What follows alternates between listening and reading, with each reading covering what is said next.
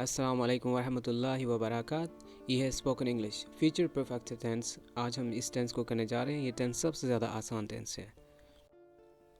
इस टेंस में हमको कुछ ज़्यादा समझने की ज़रूरत नहीं है, लेकिन ये टेंस मैं आपको इतना बताता चलूँ कि कुछ आइडियाज़ के मुताबिक है जो हमारे फ्यूचर में आइडियाज़ होते हैं, ये हमारी थाट्स होती हैं। जैसे चुका होगा, चुकी होगी, चुके होंगे। जैसे पहले लेक्चर जो मैं इस चैनल पे अपलोड कर चुका हूँ, शायद वो आप सुन चुके होंगे। एक तो ये बात, लेकिन एक ये बात कि कल तक आप ये लेक्चर सुन चुके होंगे।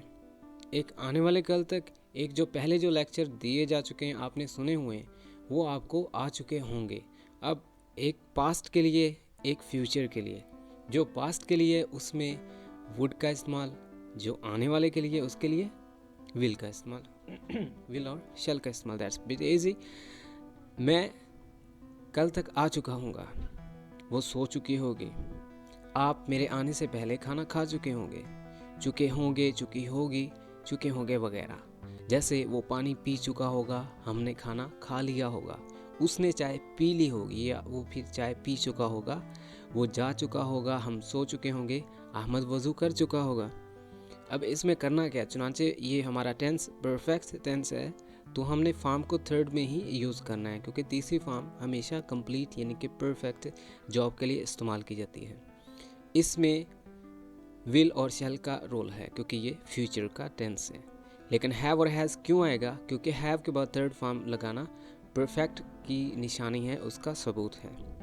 आइए अब इस टेंस को मज़ीद रगड़ते हैं।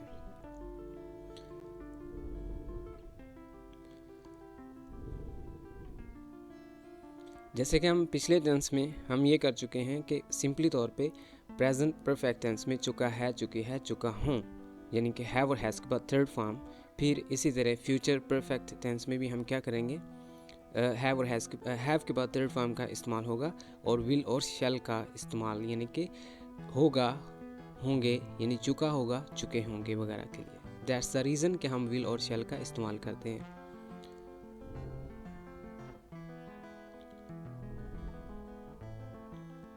पास्ट में हमने क्या किया, चुका था, चुके थे, उसमें हैड का इस्तेमाल, यानी कि हैव और हैज़ की second form had, third form. यानी कि परफेक्ट के लिहाज से जो भी हमने तीनों टेंसेस किए हैं, प्रेजेंट परफेक्ट, पास्ट परफेक्ट और फ्यूचर परफेक्ट, तीनों टेंसेस में थर्ड फॉर्म का इस्तेमाल है और हैव, हैज़, हैड को इस्तेमाल किया गया।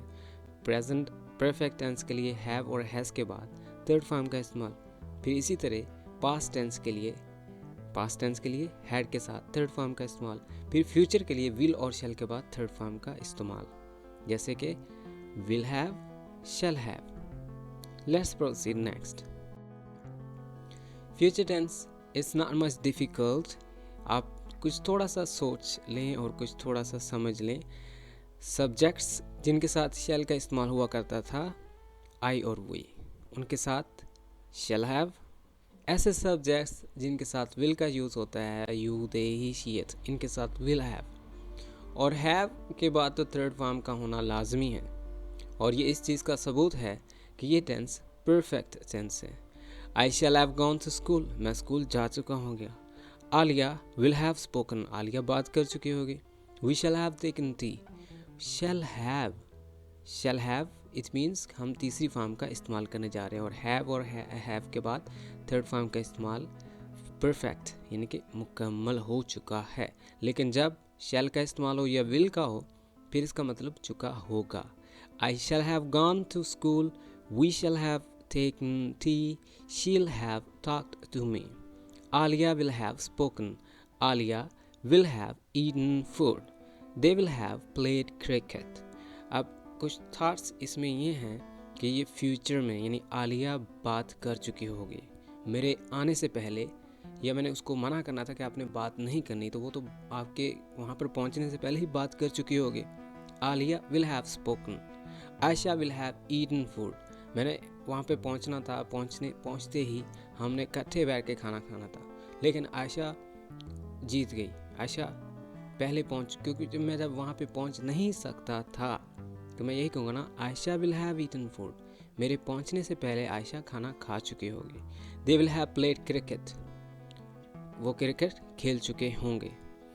चुके होंगे के लिए विल शैल हैव का इस्तेमाल, देन थर्ड फॉर्म, क्योंकि ये फ्यूचर है, फ्यूचर शो करने के लिए विल और शैल, और थर्ड फॉर्म से पहले हैव का इस्तेमाल।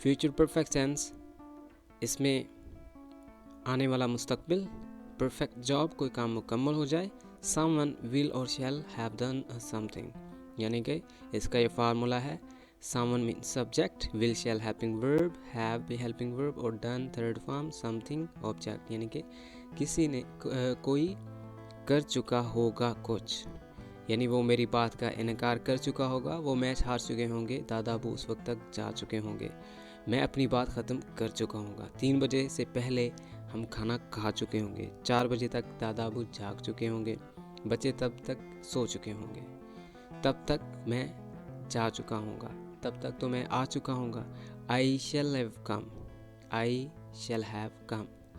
आलिया भी पढ़ चुकी होगी, Alia will have studied. Ayesha से मेरी बात हो चुकी होगी, लैला भी स्कूल से आ चुकी होगी, Laila will have come back from school. We shall have eaten food, हम खाना खा चुके होंगे। सब्जेक्ट है, इसके बाद विल शैल और हैव के बाद थर्ड फॉर्म का इस्तेमाल किया गया और ऑब्जेक्ट।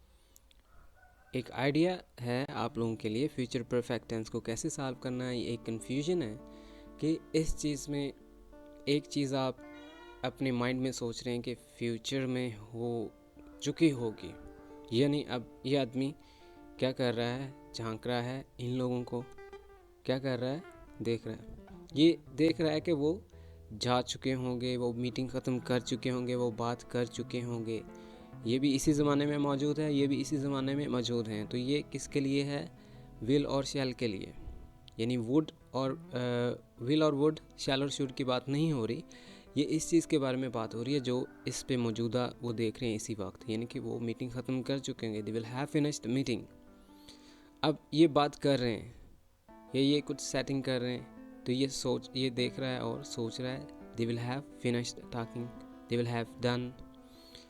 तो anything that is going to be done in your future, in your own eyes, you can say will have and shall have।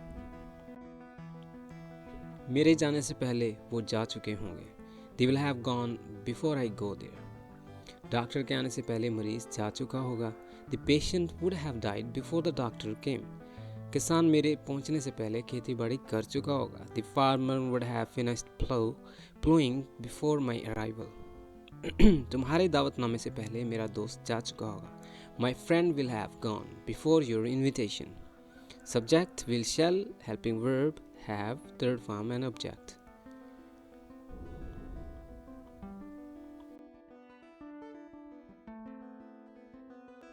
Now let's have some example sentences regarding this making negative sentences। Negative sentences कैसे करने हैं, it's very simple and easier one कि subjects के बाद जहाँ पे will और shall है उसके फ़ौरन बाद native का इस्तेमाल करेंगे।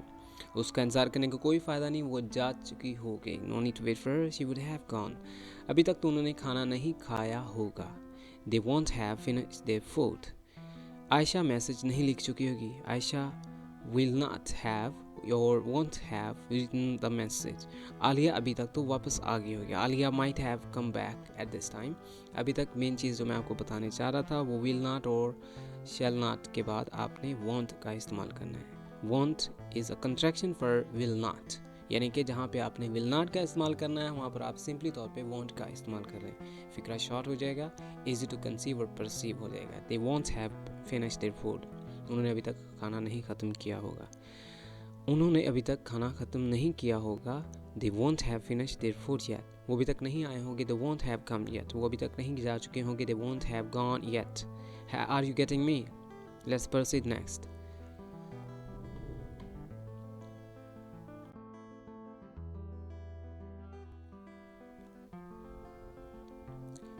क्या मेरे आने तक वो काम कर चुके होंगे। इसमें ये सवालिया फ़िक्रात हैं। विल और शैल को इस्तेमाल शुरू में लेके आना है। Will they have finished their work until I came back. क्या वो 6 बजे से पहले पहले वापस आ चुका होगा। Will he have come back before 6 PM। Will और शैल को शुरू में इस्तेमाल करना है एज हेल्पिंग वर्ब। फिर बाकी तरतीब सेम है, subjects and then third form and object.